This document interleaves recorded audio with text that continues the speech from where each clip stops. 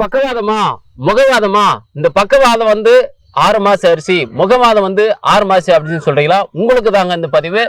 ஏன்னா இன்னைக்கு பக்கவாதத்தால பாதிக்கப்பட்டவங்க நிறைய பேர் சொல்லலாம். இந்த பக்கவாதத்துக்கும் முகவாதத்துக்கும் அற்புதமான ஒரு தீர்வு உண்டுன்னு சொல்லி நம்முடைய அருகில் இருக்கிறதான பாரம்பரிய வைத்தியர் திரு சேட்டு ஐயா அவர் சொல்லியிருக்காங்க. ஒற்றை மூலிகை போதும், அந்த ஒற்றை மூலிகையிலே பார்த்தீங்கன்னா இந்த பக்கவாதத்தும் முகவாதத்தும் சரி பண்ணிக்கலாம்னு சொல்றாரு. அது என்ன மூலிகை, அது எப்படி சாப்பிடணும், வாங்க அவர்கிட்ட கேட்டு தெரிஞ்சுக்கலாம். நலமுடன் வாழ்வு மேலுக்கு அன்பார்ந்த வணக்கம். நான் உங்கள் சரவணன் பேசுகிறேன். என்னுடைய அருகில் பாரம்பரிய வைத்தியர் நிறைய வீடியோக்கள் போட்டிருக்காங்க. நிறைய மருத்துவத்தை ரொம்ப எளிமையாக அருமையாக சொல்லியிருக்காங்க. இன்றைக்கி என்னுடைய கையில் பார்த்தீங்கன்னா ஒரு மூலிகை கொடுத்துருக்காங்க. இது என்ன மூலிகை, இது எதுக்கெல்லாம் பயன்படுத்து, வாங்க அவர்கிட்ட கேட்டு தெரிஞ்சுக்கலாம். ஐயா வணக்கம். வணக்கம். என்னுடைய கையில் பார்த்தீங்கன்னா ஒரு மூலிகை, அற்புதமான ஒரு மூலிகை கொடுத்துருக்கீங்க.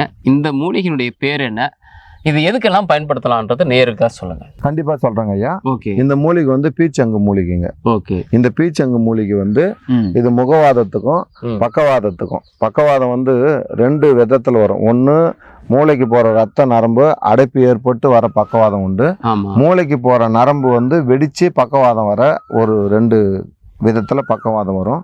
வேற அதிகமா குளிர்ச்சி ஆகிட்டு ஜன்னி பக்கவாதம்னு ஒண்ணு இருக்கு, அந்த மாதிரி கூட வரும். பக்கவாதத்துக்கும் முகவாதத்துக்கும் பயன்படுத்தக்கூடிய அற்புதமான ஒரு மூலிகைங்க. ஓகே. இப்போ பக்கவாதமும் முகவாதம் வருவதற்கான காரணங்கள் என்ன? இன்னைக்கு நேயர்கள் என்ன சொல்றாங்கன்னா, எனக்கு பக்கவாதம் வந்துருச்சு, முகவாதம் வந்துருச்சு அப்படின்னு சொல்லி கவலைப்படுறாங்க. ஆனா இதுக்கு முன்னாடியே பக்கவாதம் வர்றதுக்கான அறிகுறிகள் இருக்கும்ல உடனே. கண்டிப்பா. அந்த அறிகுறிகள் என்னன்னு சொல்லுங்க, இதுக்கு காரணம் என்னன்னு சொல்லுங்க. இதுக்கு அறிகுறிகள் பார்த்தீங்கன்னா, இது ஒரு விதமான அறிகுறி மட்டும் சொல்ல முடியாது. ஏன்னா பிபி அதிகமா இருந்து அதை மாத்திரை மருந்தெல்லாம் எடுத்து அதுலயும் கண்ட்ரோலா வராம மூளைக்கு போற நரம்புல பாதிப்பு ஏற்பட்டு அடைப்பு ஏற்பட்டு அது ஒரு விதமான பக்கவாதம் வரும். அது ஒரு விதத்துல வருதுங்க. அதுக்கப்புறம் இப்போ இந்த லகரி வஸ்துக்கள்னு சொல்றேன் இல்லையா, இந்த மாதிரி துரித உணவுகள், தீய பழக்கங்கள், இந்த மாதிரியான பொருட்கள் எல்லாம் உட்கொள்வதனால கல்லீரல் பாதிப்பு, கல்லீரலும் இதயமும் பாதிப்பு ஏற்படுவதனால ஒரு விதமான பக்கவாதம் வருங்க. இந்த மாதிரி பக்கவாதம் பல விதமா வர வேண்டியது வருங்க. அதுல நம்ம குறிப்பா நம்ம ஆளுங்களுக்கு எல்லாம் வர பக்கவாதம் பாத்தீங்கன்னாக்கா, இதயமும் கல்லீரலும் ஒரே நேரத்துல சீர்கட்டு அதனால ஜன்னி அதிகமாயிட்டு தலைக்கு போற நரம்புல ரத்த ஓட்டம் போய் தடைப்பட்டு அந்த மாதிரி பக்கவாதம் வருங்க. அந்த பக்கவாதம் 70% பேருக்கு அந்த மாதிரி தான் வருதுங்க. அந்த பக்கவாதத்துக்கு இந்த மூலிகை அற்புதமான முறையில் வேலை செய்யுங்க. இப்போ பார்த்தீங்கன்னா பக்கவாதம் வந்துருச்சு அப்படின்னா தலைக்கு போகக்கூடிய நரம்புகள் பார்த்தீங்கன்னா சில பேருக்கு அடைப்பாயிருது, சில பேருக்கு வெடிப்பு வருது. ஆமாம். இப்போ பக்கவாதம் என்னுடைய அனுபவத்தில் சொல்கிறேன். இப்போ பக்கவாதம் வரவங்க ஒன்று ஃபிட்ஸ் வர மாதிரி காலை வெடிகாலத்துல அந்த மாதிரி வரவங்க பக்கவாதம் வரும். அது நரம்பு அடைப்பு தான் மெயினா.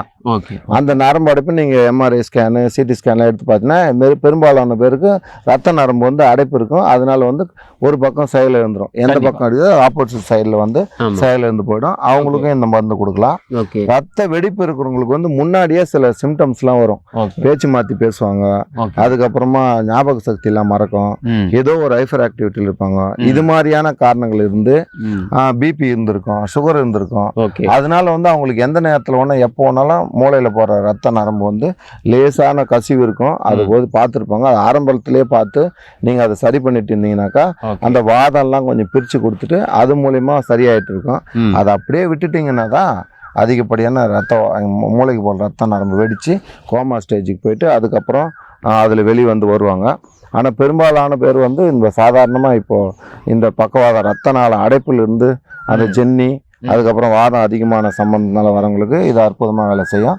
அந்த ரத்த கசிவு அவங்க கோமாவுக்கு போயிட்டு மீண்டு வரவங்களுக்கும் இந்த மூலிகை கொடுக்கலாம். இதுவும் அற்புதமாக வேலை செய்யுங்க அவங்களுக்கு. இப்போ இந்த மூலிகை கொடுக்கலாம் அப்படின்னு நீங்கள் சொல்லியிருக்கீங்க. அதாவது ரத்த நாளங்கள் அடைப்பாக இருந்தாலும் கொடுக்கலாம், ரத்த நாளங்கள் வெடிச்சிருந்தாலும் கொடுக்கலாம்.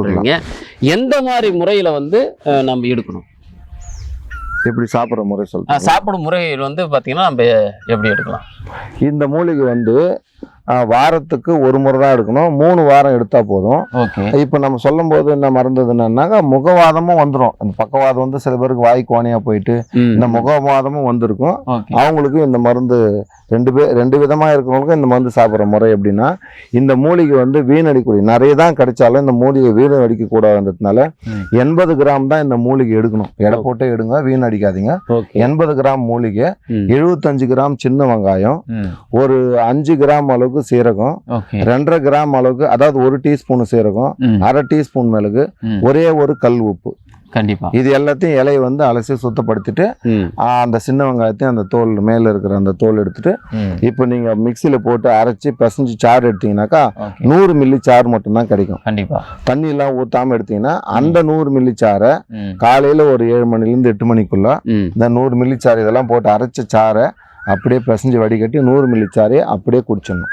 ஓகே அவ்வளோதான். வேணும்னா கொஞ்சம் இனிப்பு எதுனா வாயில போட்டுக்கலாம், வெல்லம் இது மாதிரி எதுனா போட்டு அந்த கசப்பு தன்மை போகிறதுக்கு ஒன்று போட்டுக்கலாங்க.